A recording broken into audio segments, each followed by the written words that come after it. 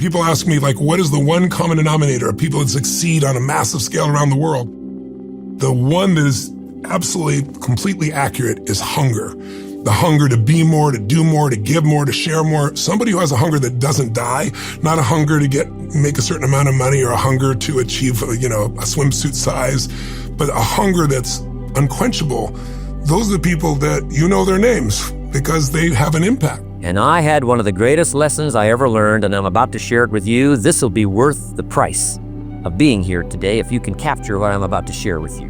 But what I'm about to share with you changed my whole life. Here's what Mr. Shoaff said. Set a goal to become a millionaire. And he said, here's why. For what it will make of you to achieve it. And I got one of the greatest classes in one sentence I've ever received in my life. Set a goal that'll make you stretch that far. For what it will make of you to achieve it. What a brand new reason for setting goals. What an all-encompassing challenge to have a better vision of the future. And here's why. The greatest value in life is not what you get. The greatest value in life is what you become. The fastest way to attract what you want in life is to deserve it by doing so much work it becomes unreasonable not to achieve it. Do so much work, it would be unreasonable that you fail. The seat at the table is yours if you want it. Do the hard work, build the skills no one can ignore, adjust your mindset to match where you want to go, then pull up a chair and sit down. You want to work with such relentless obsession that when people see you, they're grateful they don't have to compete against you. The fastest shortcut is to stop looking for shortcuts. Do the work. Let me now give you the 2 skills that will take what you dream about and make it real. If you want an extraordinary life on your terms, there are 2 master skills. We need to master these. Skill number 1 to having life on your terms is you must absolutely master the science of achievement. The science of achievement means the ability to take whatever you dream about, whatever you envision, and make it real. And all of you have already done this, but you may have lost confidence or may have forgotten how you do it. The first step to achieving anything is focus. How do you create your life? You get hungry for something, don't you? You decided there's something you wanted so bad that you unleashed all your desire. You became obsessed with it. It's because you didn't just envision it, you brought so much emotion to it that now it's in your life. It was once a dream, it was once a goal, and now it's in your life. You started with a concrete vision of what you wanted, and you focused on it continuously, didn't you? Wherever focus goes, energy flows. How to get whatever you want. That's the title of the next set of notes. How to get whatever you want. Here's what it says if you're ready. It says, ask. That's it. End of notes. Ask.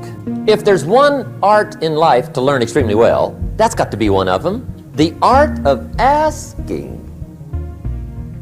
What does ask mean? Ask means, what do you want? And the formula is staggering. It says ask and what? A guy ought to look into that.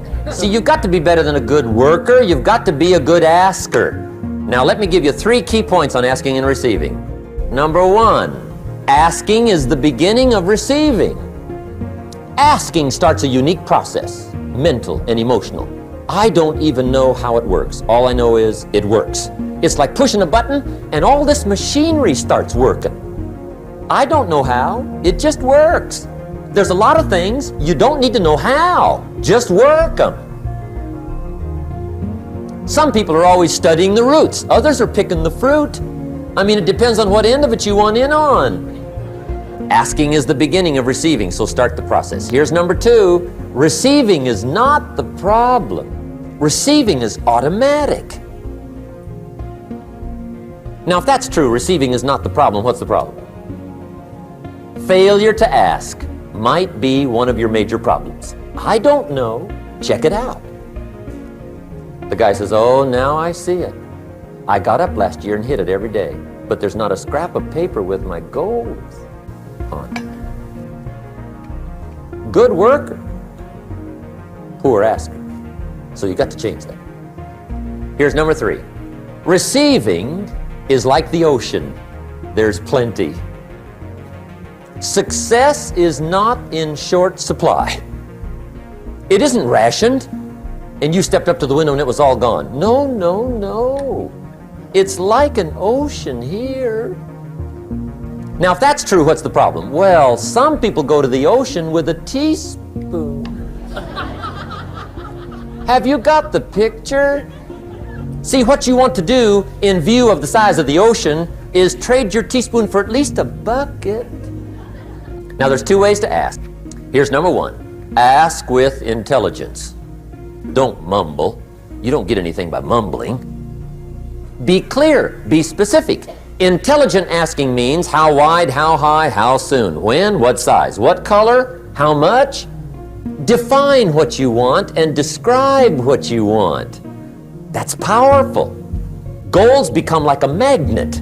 They pull you that direction. And the better you describe them, the more they pull. So ask intelligently. Here's number two. Ask with faith.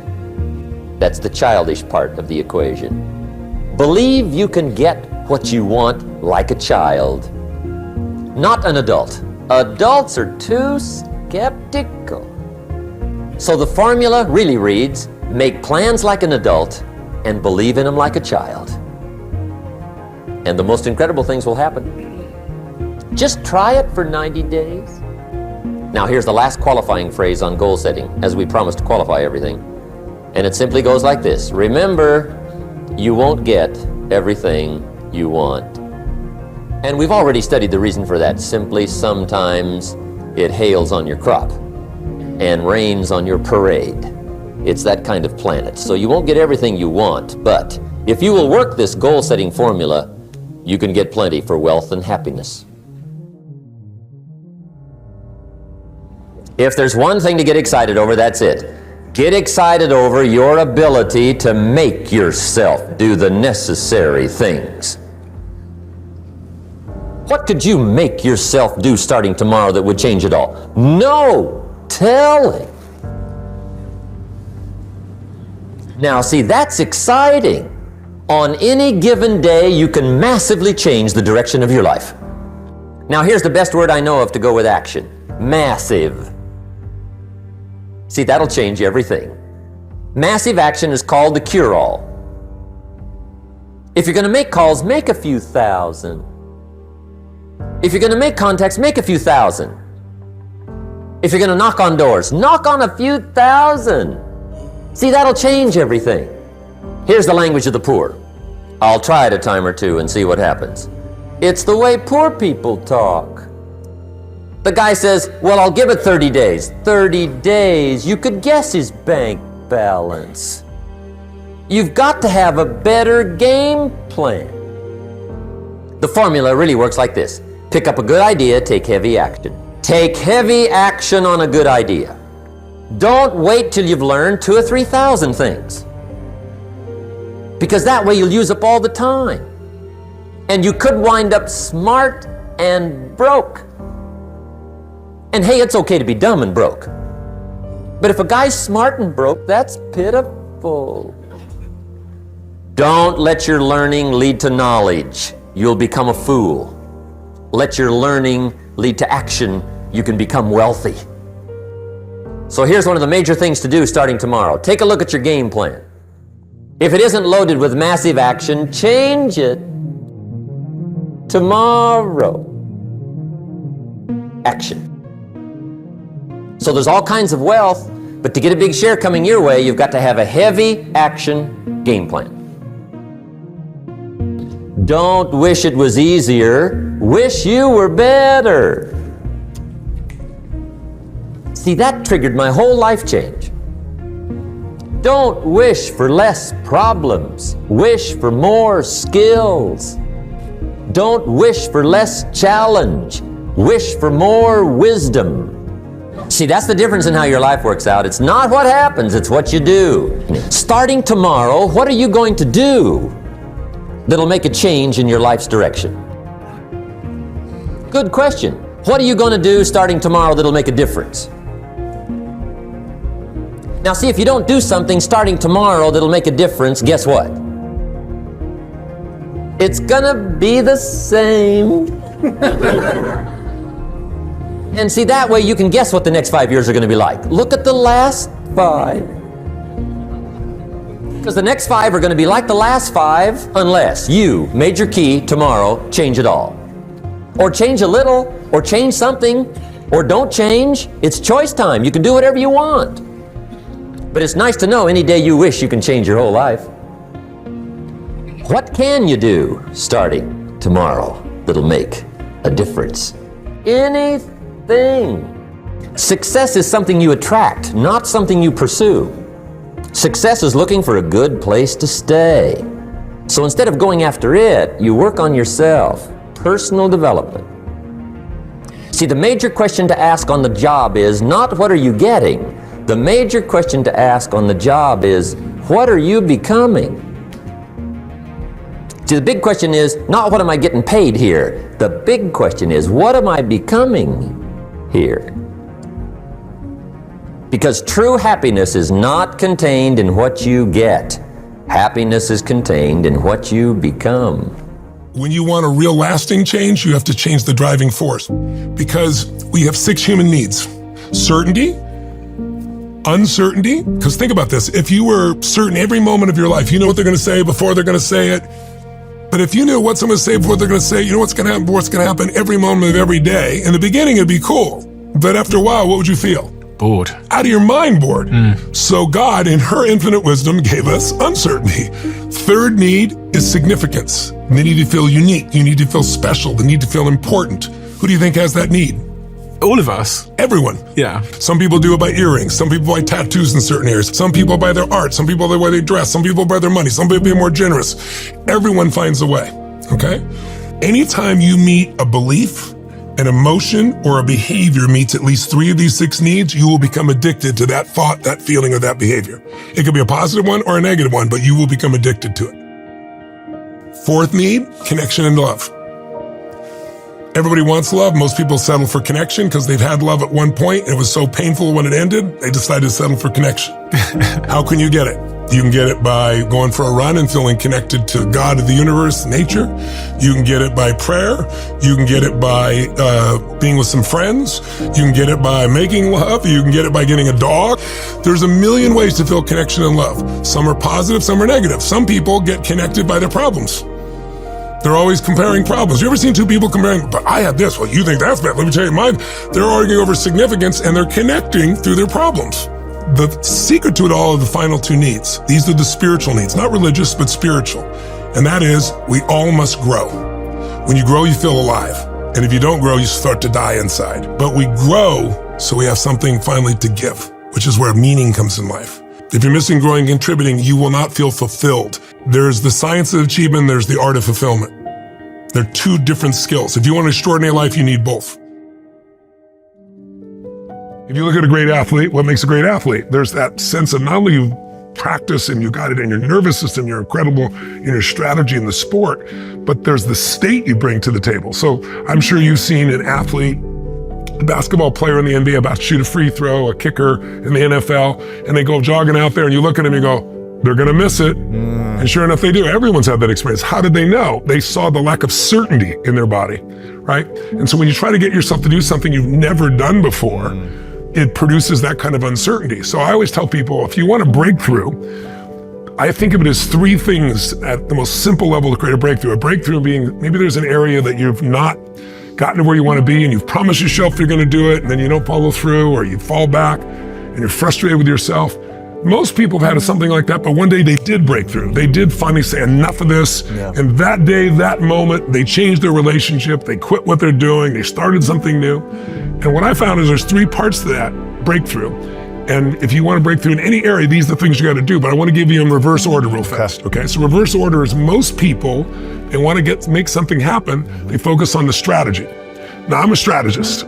I get paid to be able to show someone how to save a decade, because the right strategy in business can save you 10 years, right? But as much as I love strategy, it's not what I start with people.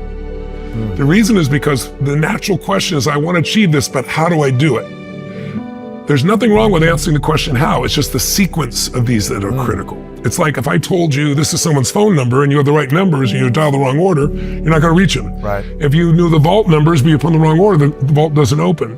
When it comes to a breakthrough, Most people are focused on the strategy, the how-to, and the problem is when you go to how to do something you've never done before, it brings uncertainty. Yes. And uncertainty creates hesitancy, and hesitancy kills momentum. Hesitancy kills performance. Hesitancy kills, most things that really matter in your life.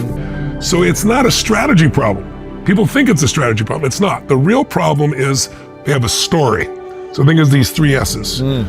The story is locking them in place. The story is what you said, a belief. But when you stack a set of beliefs together, you build a story. And you tell it to yourself over and over again until you believe it. So the story is, I've tried everything. Yes. And I'll say to them, really, everything? How many things you tried? I've tried thousands of things. Then I go, okay, name them. And they'll go, I've tried 2 things. Yeah, exactly. These 2 things that don't work, I did over and over again, right? But as long as you believe that, a belief is the feeling of certainty about what can be done or can't be done, right? Who you are, who you're not. So when you go first for how, you have uncertainty. I call it the tyranny of how. You don't want to get to the how first. You got to deal with the story before that. If you change the story, you can get a strategy that works. But the order people work on is strategy. Rarely pay attention to story, but the one before that is where we need to start. It's your state. So that state of certainty, that state of passion, that state of conviction, that state of absolute determination, right? That state that every great athlete has, any great leader has, any great business person has. If you have that state, it will change your story, and it'll change what you're able to do strategy-wise. So the most important thing to do is change your state first. That's why most people fail to achieve what they want. They have not become masters in their own mental, emotional state. And in our events, that's my number one piece, because without that, you won't get lasting change. You'll get temporary change. Yes. Once I get enough state, I can change the story. That's easy. Once I change the story, if I don't give you the strategy, you'll find a strategy. Yes. You'll make it happen. You'll find the way. You'll make the way. You've lived this as an athlete and as a businessman. So I look at this and say, the problem is most people do it in reverse order. When they go in reverse order, they stop the process. They don't know how. They freak out about the uncertainty. Their story doesn't support them, and now they're in a lousy state. And so they try something for a little while and never follow through. Yes. So that's the breakthrough I do it. So it is a belief system, but I want you to see it's a little more complex than that. It's the state. What am I supposed to do? Your state will determine it. So if you're fearful, he who states is lost. Yes. You're gonna justify. If you're more aggressive and there's something you really want, you're gonna, it's like, I gotta make this thing happen, right? It's a different piece. So you pick your beliefs based on your state unconsciously. Each stage has predictable challenges and opportunities. And the more you can know the pattern in advance, the more you can anticipate. Anticipation is power. Reaction puts you in fear. People say now to me, they'll say things like, well, with AI coming and all these changes occurring, like when people lose their jobs, when there's no certainty outside world, how are people gonna have certainty? And I go, let me give you a clue. There was never any external certainty. Yeah. You've had rented certainty. You've convinced yourself hypnotically that you're certain because you had a job and you had this. None of this, and you walk across the street and get hit by a bus, right? There's so much that can happen. So we hate uncertainty so much and we want it so strongly. But if we link it to our job or to an income or to a person responding the way we want to, then you're gonna live a very fearful life. If you train yourself to feel that internal certainty, which is what you did, and anticipate as much as possible, and no matter what, I'll find the way, that is a different identity. Yes. You've gone to a level of not just how to deal with things, but the identity is, I'm the guy that will find the way for my kids and for my family, right? Yes. And that is freedom. No one escapes massive, massive stress. You either use stress or stress uses you. Yes. And the way you use stress is, the whole phrase they'd say, when you're going through hell, keep going. Yeah. If you keep going, 3 things happen. Number 1, you discover how strong you really are. It's the only way you're gonna find it is to push through it. And then each time you do it, by the way, you get stronger and stronger. Second, you figure out who your real friends are, not your Facebook friends. Because when all hell's breaking loose, no one sticks around except real friends.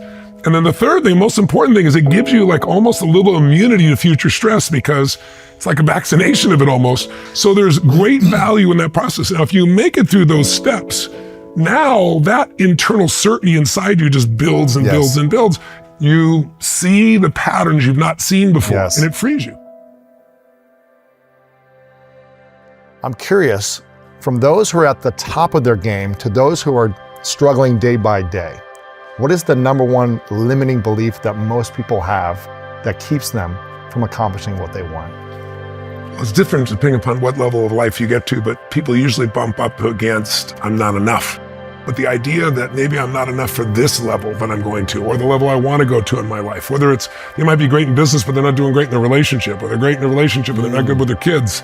Or they're good with the kids, but their body's not where they want to be. They got all the money, but not the body, right? And so I think most people bump up against that fear that something in me is not enough. And the deeper fear is that if I'm not enough, I won't be loved. And so it's an unconscious fear. So most people push it aside by focusing on what they're good at and not taking care of those other things till they bite them, the relationship, the body, whatever it is, the kids. Or they come up with a story about, well, I don't need to be good at that, or that's just not my nature. And so I'm often called in to help somebody, sharpen their skills. But you're right, usually there is a limiting belief of some sort. So I couldn't say there's one, but if I was saying the most dominant one, it's like, I've never done this before, so how the hell am I gonna do it, right? There's uncertainty. Engage in the world. Go find out some new things, learn some new things. Whether that's the physical frontier or the mental frontier. Take more risk there. Start with, what do you have an innate ability to? What's in your DNA? I wanted to play basketball for years. I wanted to dunk. And it ain't my DNA, bro. I'm never gonna dunk. No matter how hard I worked at it, I was never gonna dunk. It's what I wanted to do. So look at, what do you have an innate ability for? And then what then are you willing to pursue an education for, work for, hustle for? That for which you have an innate ability for. And if we're gonna talk about making a living, is that which you have an innate ability for and now have educated yourself, your talent, to have a talent for, is that, and how can that be, something that the world demands? Because it's supply and demand. Boy, if you can end up doing something you got an innate ability for, plus you become really good at it and you learn the craft and the world demands it and you can supply it, there you go. But some of us have innate ability, but we're not we don't work for it. We don't improve our skills. We kind of rely on what we got and it kind of become middle of the field and sometimes I don't have the ability for it, but I'm gonna learn a new craft and I'm gonna hustle at it. And actually, when we get good at something, we kind of can start to go, oh, I didn't know I loved it. I didn't like this anymore, but I like it now. It starts to feel good to do over and over. I was lost, man. I'm lost. I'm writing 16-page letters to myself and I'm returning them with a 17-page letter. About what? Huge existential questions mixed in with, oh, everything is going great, trying to talk myself into keeping my head up, you know what I mean? And I said, okay, if I can't do what I want to do, I'm gonna quit doing what I've been doing. Cut the shit, McConaughey. Quit giving yourself that out, that parachute, even though you may have it. I needed to strong arm myself, put my damn hands on the wheel, look in the mirror and go, it's on you. Because it is time to become a man. Walk forward, peripheral vision, get it. Own yourself, walk forward with more courage, and start becoming the man you want to be instead of acting like it and putting it off. Work ethic, hustle, hustle, hustle. I can't, I hate, and lying were 3 things that you got in trouble for. So what did I learn from don't say can't? That if you're unable to do something, you can, even if you can't pull it off, you can go find help, which means you were just having trouble. What I learned from getting a butt whooping for saying I hate you to my brother, well, what I was learning is the antonyms to those words. Because saying I can't, lying, and saying I hate you were bringing me pain. So the opposite must bring pleasure, right? Tell the truth, love, and believe that you can. Those were the values, how I remember them getting instilled in me. And to this day, I still have them, trying to transfer them to my kids as well in a different way than my parents did. Anything exterior should not give you your identity. Why are you gonna watch someone doing something when you can go out in the world and do it yourself? Belief is a verb.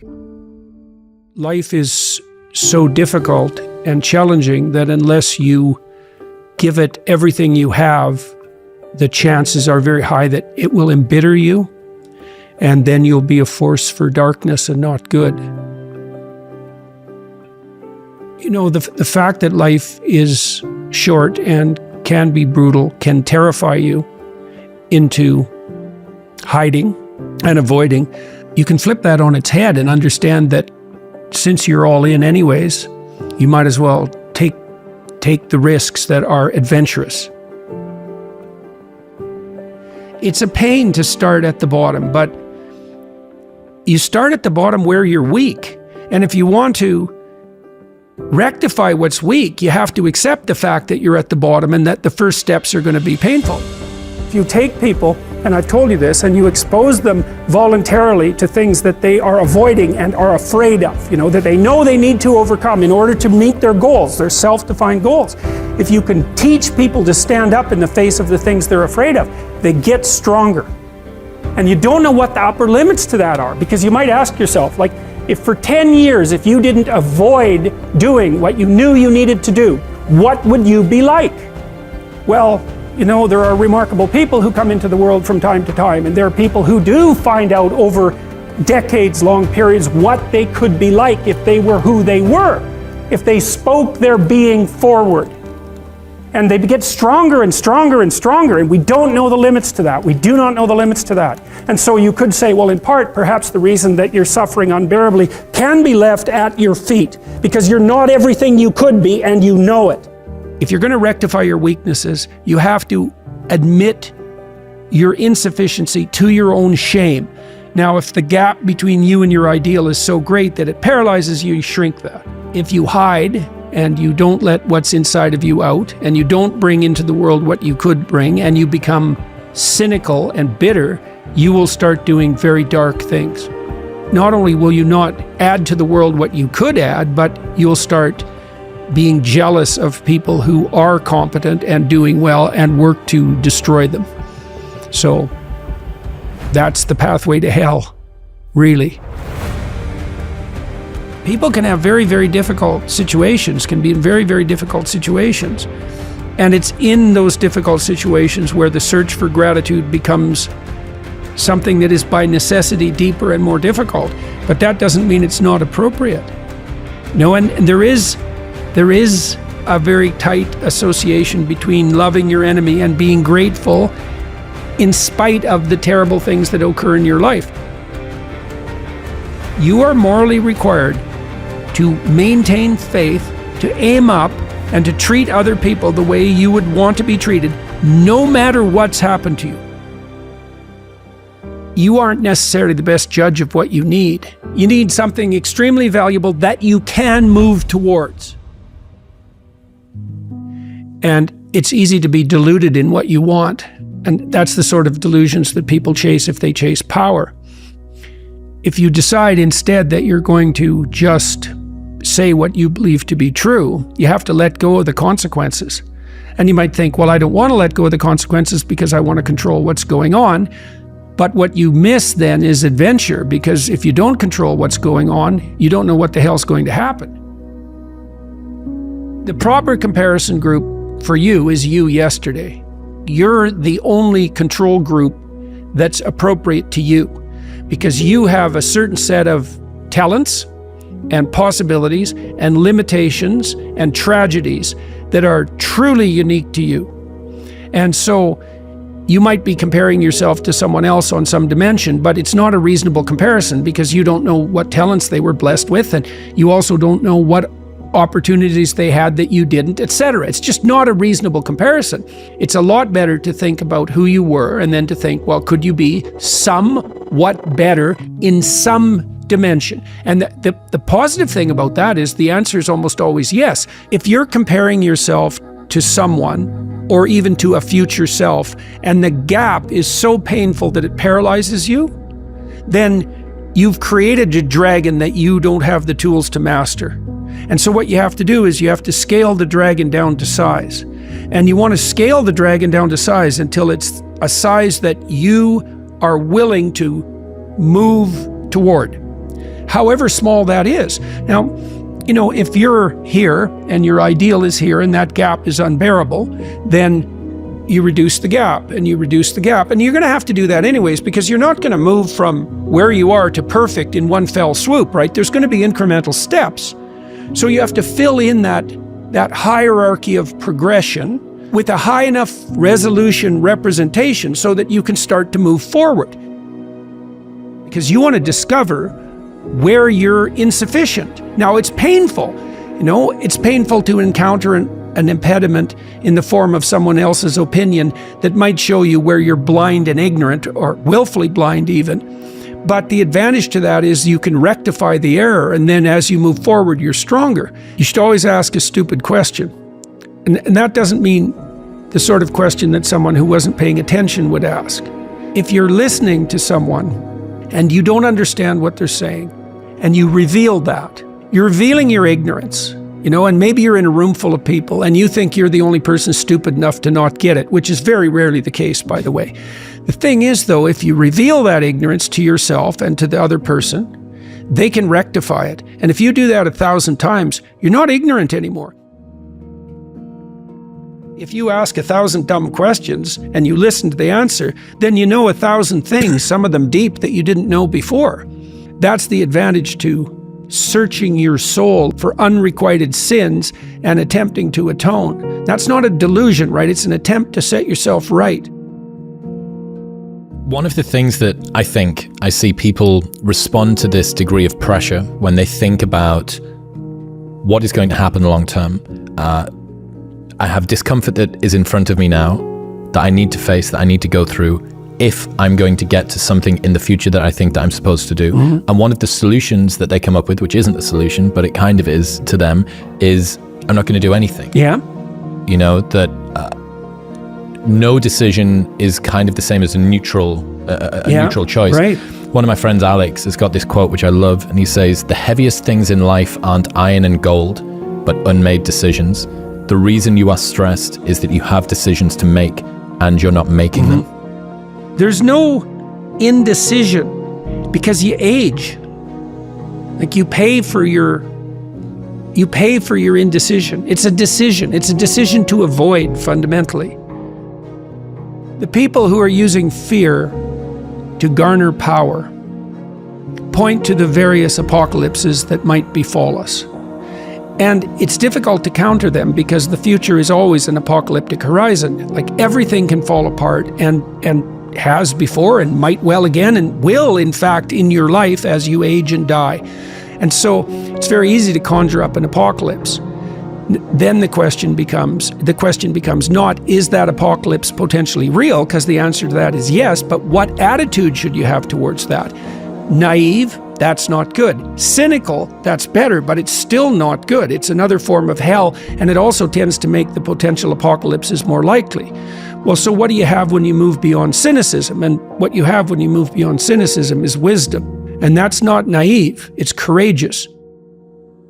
Well, one of the really difficult things to learn when you're down and out is how far you're down, because it's humiliating. I was ill recently, and when I started to recover, I couldn't really button my shirts. I had to learn to do that again. I'd forgotten how to put my hands on keyboard. I didn't know where to put my hands, so I had to learn to type again. Now, I hadn't lost all the knowledge, and it came back quite quickly. And the reason I'm saying that is because one of the impediments to people who've really taken a blow in their life is that things have fallen apart around them so badly that where they have to start is humiliating even to consider.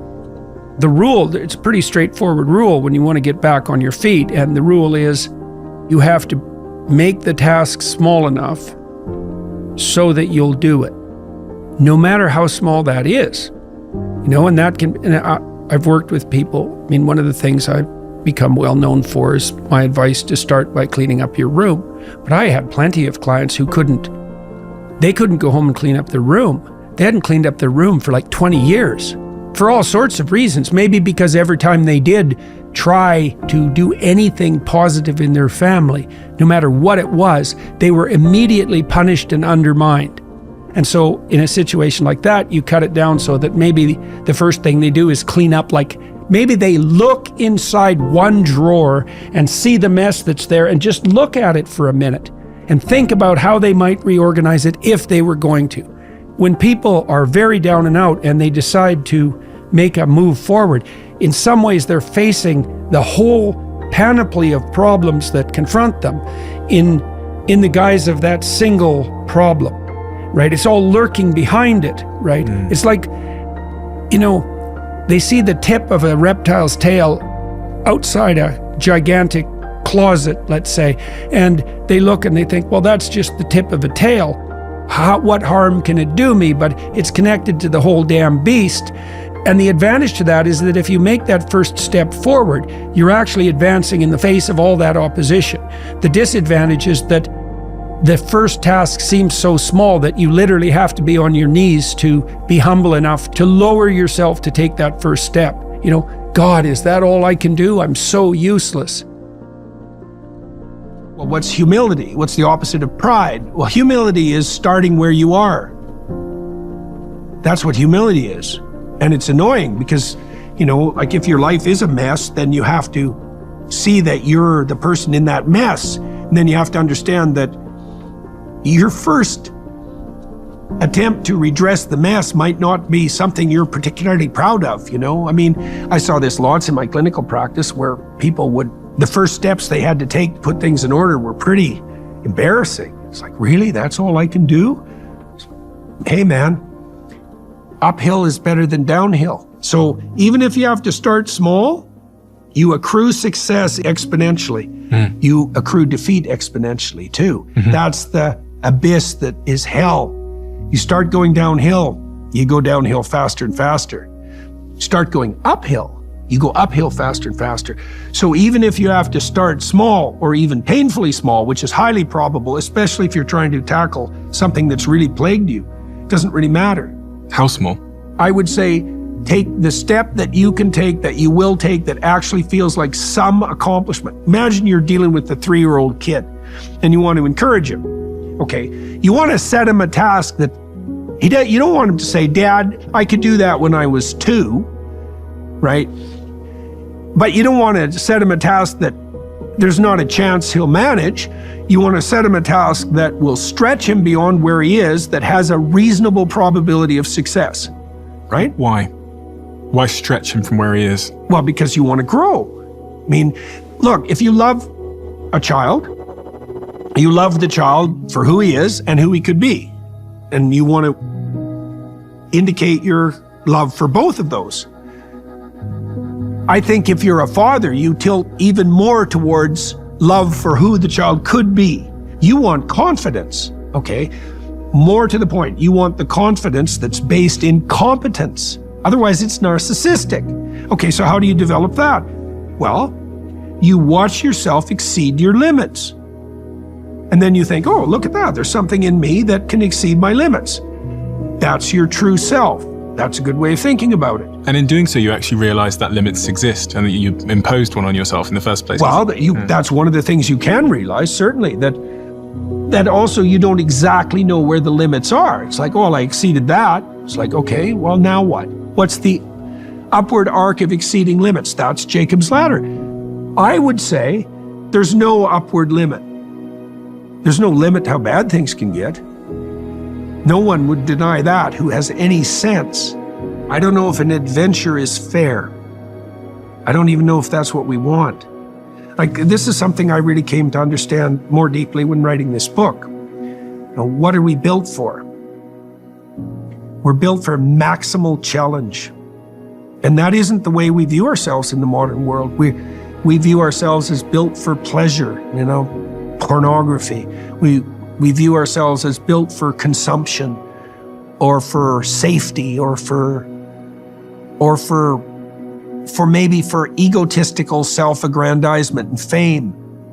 Look, all of those things are better than their absence, let's say. What are we built for?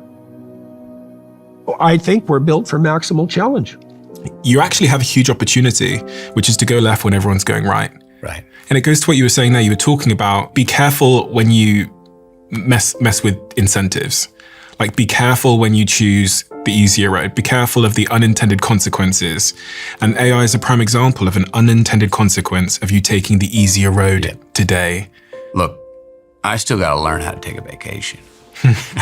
Because, there's sometimes when the wind's at our back and we've earned it. Mm-hmm. There's sometimes when it's easy street and it's like, yeah, don't interrupt this, man. This is a sweet ass song. Trust that the hill's coming. Again, don't be so impressed with this, and what I have to do is so fall into when things are going really well, I go, there it is. That's the mean. No, it's not. Not with any ambition, it's not. Or not with life happening, it's not.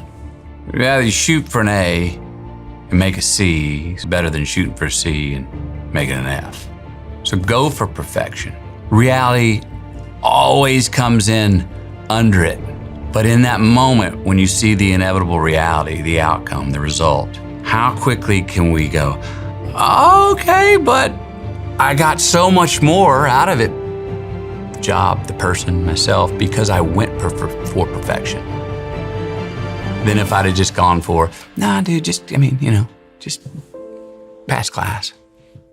But what can be hard for me sometimes is it can take me too long to come down from when, it didn't hit perfection. Mm-hmm. And maybe it takes me a week to go, dude, now do you finally realize that, of course you weren't going to get perfection, but you got so much more out of it because you went for perfection. Yeah. So be pleased with reality because you got a good grade on it, man. That was good. That piece of art wouldn't have been that true if you wouldn't have been. I always say this all the time, and I never mean this in a disrespectful way. I've never done a movie or a performance that lived up to what I thought it could be, because I'm thinking it can be divine. It comes out maybe majorly inspiring, may speak to masses, may even have some magic to it, but I don't think it's divine. And I think that everything that's ever been built that's great or creatively brilliant has come from someone who has a big expectation gap. And of course, the very definition of that, you're never going to close it. And actually, probably the reason you then are motivated to move to the next thing and pursue divine again is because it wasn't divine last time. Maybe there's still something left on the table, and that's means you never arrive. Right. But if you can find something that can keep you going, something, no matter how small, to look forward to and continually have faith in and chase, well, then your life here will be better than it is now, heaven or not. What do I need to understand about your earliest context to understand who you are, the values you have, and the perspective that you view the world with? Earliest on, basic values of respect yourself, respect others. Give a damn about yourself, give a damn about others. Combined with a mother that wherever we went in the world, that we might have been a little nervous to take a risk at, she was like, don't walk in there like you want to buy the place, walk in like you own it. So a sort of boosting up of what you could say is massive ego, but also you were not allowed to walk on your proverbial toes in our family. You were brought down. And if anyone in our family, if anything, I would say going back, I think mom and dad maybe could have been a little more lenient with the successes that we had. And when we did parade, when my brother did win the track meet and walk through the house like this, to allow him to do that, you weren't allowed to do that. You were immediately humbled, no matter if you were coming right off a victory or a win or a box office hit, you weren't allowed to. At the same time, you were raised up once you were humbled. That balance. We were taught resilience, heavy duty resilience, baseline gratitude. Quit asking me for new shoes. I'm gonna introduce you to the kid with no feet. Whoa, okay. Like sobering. These were these aphorisms from my mother? Yeah, but they were pounded into us, all right? At the same time, I spent 36 years thinking I was Little Mr. Texas because my mom told me I was. Until 36 years later, I look at the trophy and it says I was runner-up. And I go, oh, Mom was like overselling us to ourselves. At the same time, you better be humble. Sleep was sin in my household. Sin. I saw my dad asleep one time in my life. I got up at 8 o'clock on a Saturday morning and went through the kitchen and peeked and I saw him sleeping. I went and woke up my brother. I was like, dude, but Dad's still asleep. He actually died 2.5 months later. And connected that idea that, oh, if he slept in that late, he must have not been feeling well. If it was daylight, you couldn't be inside. There's a fierce sense of independence. 30 minutes of TV a night, max. Mom would always say, turn that damn thing off, get outside. You had to be outside. Like, get out in the world, go hustle, figure it out, be home at dark. That was just the understood rule. We always knew we were loved. There's never a question that we were loved. And Mom would always keep on to make sure you're loving yourself. I remember breakups, heartbroken. She'd let us mourn. She was a great ear, very sensitive ear to that kind of to pains like that, broken hearts. But only for a day. After a day, she'd crank up the AC/DC, man, and go like, now, get up. You're worth it. Her loss. Come on, get out of bed. Come on. Quit moping. Lift your head up. Come on, buddy. We got this. Her loss. Give you the day. No more than that. Our love in the family was physical. No grudges. No grounding. You get in trouble, which we did. One, we were always guilty when we got in trouble. But it was corporal. It was take your licks. Get it over with, take your licks. We're not gonna ground you because that'd be taking away your time, and your time is the most valuable thing you got. So take your licks. You're not gonna get injured. It's gonna hurt. And don't yell, because if you yell, one of the licks, you're gonna get another one. The love was tough. The love was physical. We hugged more than, the hands soothed much more than they hurt. 999 times out of 1,000. But we were a physical, hugging, loving family. You always went to bed with an I love you and a kiss. Even if it was ritual, which it was. Like a Sunday service. Gotta wake up, even if I'm not listening to the damn preacher. I'm being subconsciously reminded that you should take a day out of the week to be, at the most, number 2. That you should go get humbled and say thank you to a higher power, and thank you for the things that you have in your life, and thank you for the people you have in your life, and helping those people double down on those great attributes that they have. People come and they, oh my God, I'm so sorry about your childhood. And I never felt like I wasn't loved. And it was hard love, and it was tough love, and my mom and dad's love was passionate love. We knew we were loved. 4 major lessons in life to learn. Here they are. Number 1, learn how to handle the winters. That's lesson 1. They come right after falls with regularity. Some are long and some are short and some are hard and some are easy, but they keep coming. You must learn to handle the nights. They come right after days. You must learn to handle difficulty. It comes right after opportunity. You must learn to handle recessions. They always follow progressions. For the last 6,000. See, it isn't going to change. The lesson you must learn is how to handle it. And there's all kinds of winters, right? The winter when you can't figure it out. The winter when it all goes smash. The winter when it turns belly up. The winter when it won't work, when you've run out of money and you've got a broken heart. See, those are winter times. There's all kinds. Economic winters, social winters, personal winters. When your heart is smashed in 1,000 pieces and the nights are unusually long, your prayers seem to go no higher than your head. It's wintertime. But see, the disappointments come. Those are normal. That's part of life. But the question is, how do you handle it? How do you handle the coming winters and the disappointments and the downtimes? Well, you can't get rid of January by tearing it off the calendar. But here's what you can do. You can get stronger, you can get wiser, and you can get better. The winters won't change, but you can. And that's how life changes for you. Here's lesson 2.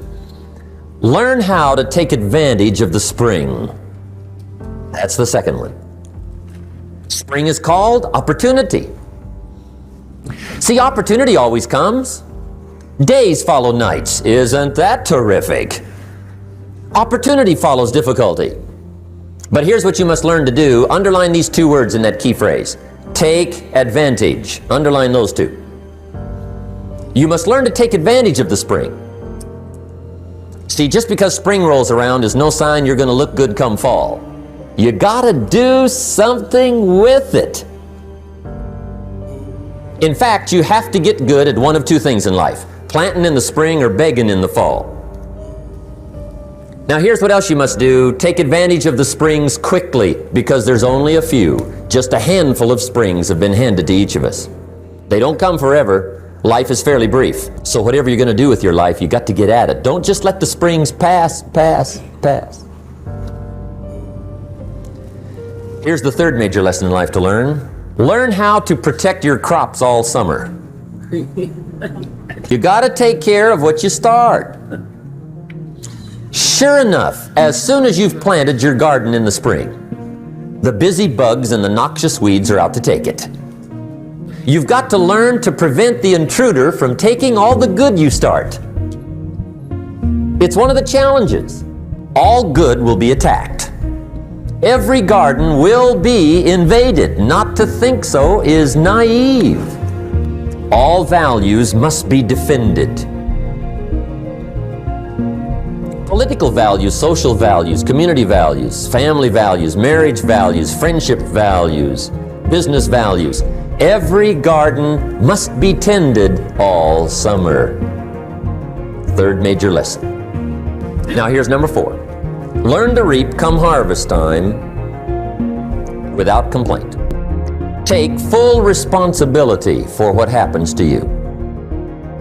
It's one of the highest forms of human maturity, accepting full responsibility. It's the day you know you've passed from childhood to adulthood, the day you accept full responsibility. And another note, learn to reap in the fall without apology. Without apology if you do well, and without complaint if you don't. That's maturity. So that's a key phrase. It's not what happens, it's what you do. Anything can happen, right? Everything can happen. I've heard all the stories. I've been one of the stories. Hey, we could all tell stories all night long, right? Happenings. Anything can happen. If anything can go wrong, it will. That's one of Murphy's laws. He was not one of the great positive speakers of the day. But anyway, it's still true though, right? Anything can go wrong, everything can go wrong. For sure. Everything can happen, anything can happen. But it's not the happenings, it's what you do about it. Everybody's had their share. Disappointments are not special gifts reserved for the poor. Everybody has them. The difference is what you do about it.